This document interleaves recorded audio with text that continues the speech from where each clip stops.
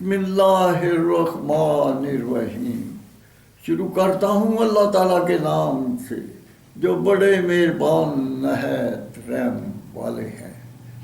مذہب کش مغربی جمہوریت کا نظام حکومت اور اس کا نظام عدل قرآن حکیم کے آئین، نظریات، تعلیمات، اخلاقیات کا کینسر ہے۔ لیکچر نمبر 55 پیش خدمت ہے۔ ہندوستان کے کروڑوں فرزندان اسلام کا ایک ایسا خواب جہاں مسلمان قرآن حکیم کے آئین، نظریات، تعلیمات کی روشنی میں عاشقان رسول صلی اللہ علیہ وسلم اپنی اسلامی تہذیب کو دوبارہ نافذ العمل کر سکیں۔ 1947 کو پاکستان وجود میں آیا تو لاکھوں مسلمان اپنے سجے سجائے گھر، اپنے جانور، ارے میرے کھیت کھلیان، صاف و شفاف ماحول، اپنے عزیز و قارب اور آباء و اجداد کی قبریں، عبادت سے مشہور مساجد، خوشی غمی میں شامل ہونے والے رشتہ دار، نسل در نسل اکٹھے رہنے والے محلہ دار، قافلوں کی شکل میں بچے، بوڑھے، جوان، مرد و زن ہندوستان کو چھوڑ کر پاکستان کی طرف چل پڑے۔ ہجرت کے دوران جہاں سفر کی طوالت کی تھکن، زخمی پاؤں، بھوک پیاس کی شدت، ایذا، بخار، اموات، ان کے علاوہ ہندو سکھوں کے گنڈوں کے قافلوں پر حملے، مردوں کا قتال، عورتوں کو یرغمال بنانے کے نہ ختم ہونے والے زخم، جب یہ عاشقان رسول صلی اللہ علیہ وسلم سرزمین پاک پر قدم رکھتے، شکر کا سجدہ بجا لاتے، 3-4 لاکھ بچے، بوڑھوں جوانوں کی شہادتوں کا خون، 2-3 لاکھ ماؤں بہنوں بیٹیوں کو یرغمال بنا لینا، ان کی بالجبر عزت و حرمت کو لوٹنا، ان سے اولادیں پیدا کرنا، ان کی مجبوری، بے بسی کی عزیزتیں، ان کے روحوں کی نہ ختم ہونے والی ہچکیاں، سسکیاں پاکستان کی بنیادوں میں دفن ہیں۔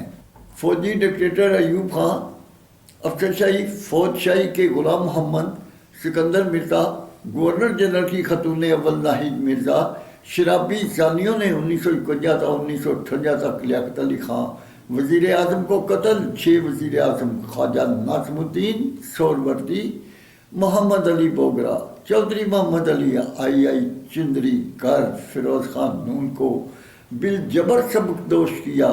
کسانوں مزدور جن نے سڑکیں، نہریں، ڈیم تیار کیے، زمین کو قابل کاشت بنایا، ان کی بجائے 1,20,00,000 ایکڑ زمین ججوں، جنرلوں، کمشنروں میں تقسیم کر دی۔ عوام نے اس کے خلاف احتجاج کیا۔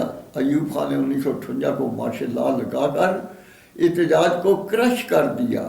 انگریز کے پروردہ جگیردار ملکی غدار ٹولہ کے مجرموں کو حکومت کا حصہ بنا لیا، ان کی اولادوں کو حکومتی اداروں پر مسلط کر دیا۔ 1958 تا 1970 تک مارشل لا کی گن پوائنٹ پر اسلام کے نفاذ کو روکا، انگریز کے کفر کے مغربی جمہوریت کو فروغ دیا۔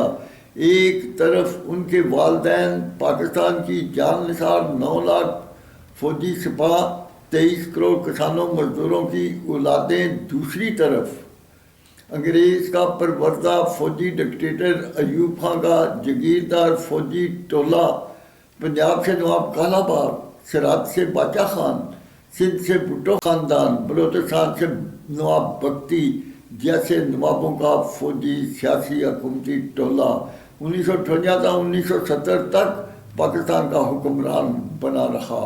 جب عوام فوجی ڈکٹیٹر ایوب خان کے ظلم و جبر کے خلاف اٹھ کھڑے ہوئے تو اس نے جان بچانے کے لیے حکومت دوسرے فوجی ڈکٹیٹر یحییٰ خان، جنرل رانی اور مسٹر بھٹو کے حوالے کر دی۔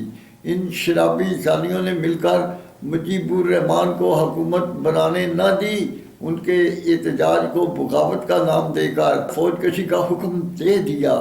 انڈیا نے مداخلت کی، انہوں نے 90,000 فوجیوں کو انڈیا کا قیدی بنا دیا، 34,000 بنگالیوں، 4,000 فوجی سپاہ کا قتال ہوا، ملک دولت کیا، 1 یونٹ کو توڑا، 4 صوبائی وفاق سینٹ کے ممبران، شاہی طبقہ کی ان گنت تعداد بڑھا دی، ملک کا بجٹ 1 کھرب سے 10 کھرب تک کر دیا۔ ان راہزن حکومتی ٹولہ نے پاکستان کو شاہی تنخواہوں، شاہی مراد، رشوت، کمیشن، کرپشن سے لوٹنا جاری کر دیا۔ تیسرا، فوجی ڈکٹیٹر ضیاء الحق نے بھٹو پارٹی کے دیالوں، جنہوں نے ملک میں انارکی اور خانہ جنگی پھیلا رکھی تھی، اس کو کنٹرول کیا، پاکستان کو دنیا کی ایٹمی طاقت بنا کر ملک کو ناقابل تسخیر بنا دیا۔ اسی افواج پاکستان کے سپاہ سالار ضیاء الحق، اس کے عالمی شہرت کے حامل جنرل حمید گل، ان کے ساتھیوں نے عالمی طاقت روس کے ساتھ 10 سال تک جنگ لڑی اور جیتی۔ دوران جنگ پاکستان کو ایٹمی طاقت معاشی طور پر مضبوط بنایا۔ چوتھا، امریکہ نواز فوجی ڈکٹیٹر پرویز مشرف نے 1973 کا ملکی آئین توڑا۔ ڈانسر ماں کے بیٹے پرویز مشرف کی تخلیق کردہ غلیظ سیاسی جماعت مسلم لیگ کاف کا شجاعت حسین، پرویز الہی، شیخ رشید، فواد چودھری، شہزاد اکبر، اعجاز شاہ، MQM ملکی غدار حکومتی ٹولہ نے امریکہ کو شمسی ایئر بیس افغانستان پر حملہ کرنے کے لیے مہیا کیا۔ امریکہ اور اس کے اتحادی ممالک نے پاکستان کو جدید اسلحہ جیسی کٹر بمبوں، جدید جنگی جہازوں، ریموٹ کنٹرول آکسیجن نائٹروجن بمبوں، ڈرون جہازوں کی عالمی فوجی چھاؤنی بنا لیا۔ انڈیا کی راہ، اسرائیل کی مساعد، امریکہ کی بلیک واٹر نے مل کر افغانستان کے پہاڑوں کو ریت، شہروں کو خاکستر بنا کر رکھ دیا۔ 7 لاکھ افغانیوں، 80,000 پاکستانیوں کا قتال، 4 لاکھ کو معذور بنا دیا۔ 10 سال تک پاکستان حالت جنگ میں رہا۔ ملکی غیر ملکی ممالک کے تاجر سرمایہ نکال کر دوسرے ممالک چلے گئے۔ امریکہ نے معاشی مدد بند کر دی، ملک معاشی طور پر مفلوج بنا دیا۔ فوجی ڈکٹیٹر پرویز مشرف، اس کے فوجی سیاسی حکومتی ٹولہ نے ملکی معاشی طاقت، دینی دستور حیات کو ختم کرنے کے لیے NRO 51% مستورات کو حکومتی ایوان ادارے مہیا کر کے اہل وطن کے وسائل، خزائن، سر مبادلہ کو لوٹنا جاری کر دیا۔ IMF سے عمران خان، قمر جاوید باجوہ نے جتنا قرض انہوں نے 4 سال میں لیا، ان سے کم قرض پاکستان نے 70 سال میں لیا تھا۔ ایک فوجی کمانڈر سی پیک کو لوٹ کر امریکہ چلا گیا اور اس سی پیک کو بند کر دیا گیا۔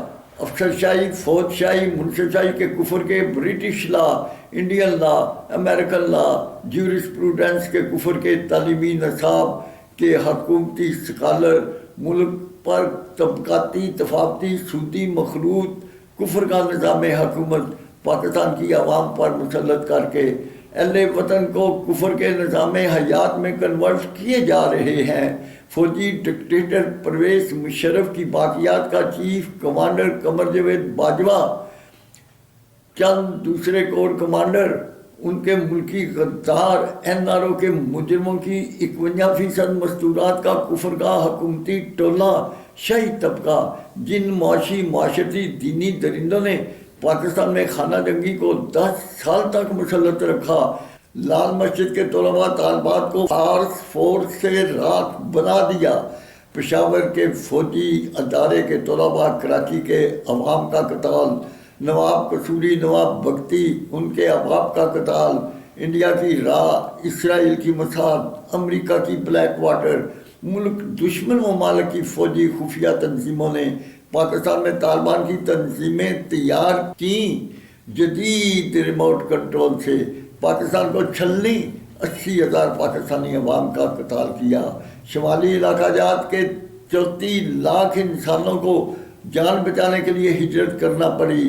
14 لاکھ فوجی سپاہ کو گلیشیر کے علاقہ پر حملہ کر کے ان کو قتل کروا دیا۔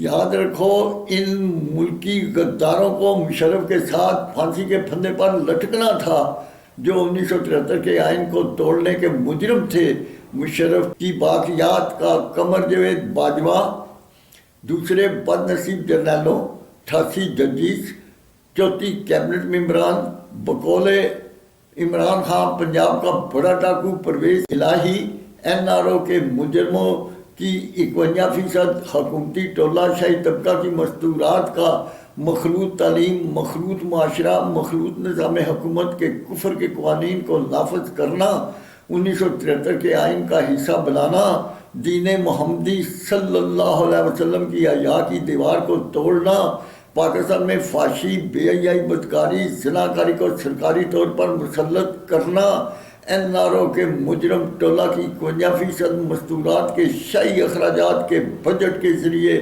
23 کروڑ فرزندان اسلام کے وسائل، خزائن، زر مبادلہ کو لوٹنا، ان کا معاشی دینی قتال جاری کرنا ایک ظلم عظیم تھا اور آج تک جاری ہے۔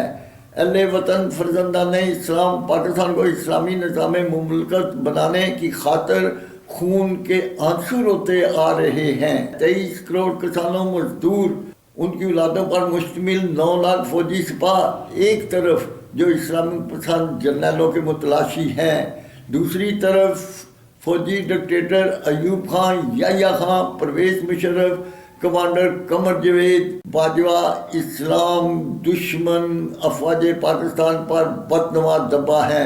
کون بد نصیب انسان 9 لاکھ جان نثار اسلام پسند فوجی سپاہ، فوجی جرنیلوں جو پاکستان کی بقا کے ضامن ہیں، ان کے خلاف کوئی کیسے لب کشائی کر سکتا ہے؟ امریکہ جانتا ہے افغانستان پاکستان نے مل کر روس کے خلاف اس کی جنگ 10 سال تک لڑی، روس کے 12 ٹکڑے کر دیے۔ دوسری جنگ امریکہ نے افغانستان پر حملہ کیا، پاکستان 10 سال تک امریکی جنگ لڑتا رہا۔ ملک غیر ملکی تاجر سرمایہ لے کر دوسرے ممالک چلے گئے، 1 یونٹ کو بحال کرو۔ ایوب خان کا جاگیردار فوجی ٹولہ شاہی طبقہ، مشرف کا NRO 51% جاگیردار فوجی ٹولہ کی مستورات کو حکومتی ایوانوں اداروں سے فارغ کرنا ملکی بقا کے لیے ضروری ہے۔ انگریز کا جاگیردار ٹولہ کے نظام الیکشن، ان پر ان کی اجارہ داری کو ختم کرنا، نظام الیکشن میں مادی قوت، افرادی طاقت، معاشی برتری والے افراد حصہ لیتے ہیں۔ اسلامی نظام سلیکشن میں نبی کریم صلی اللہ علیہ وسلم کے قریب ترین اوصاف کے مالک، سادہ اور سلیس زندگی گزارنے، انسانیت کے لیے منفعت بخش اعلیٰ اہلیت کے افراد کا چناؤ کیا جاتا ہے، مگر بھی الیکشن کی بجائے اسلامی نظام الیکشن کو نافذ کرنا، ان کے ممبران کے سپرد نظام مملکت کرنا، اسلامی تہذیب پاکستان کو عالم انسانیت کے صحرا میں خودی خواہ کا اولا مقام عطا ہوگا۔ یا اللہ پاکستان کو سردار انبیاء کے شہر مدینہ جیسی ریاست بنانے کی توفیق عطا فرما، آمین ثم آمین۔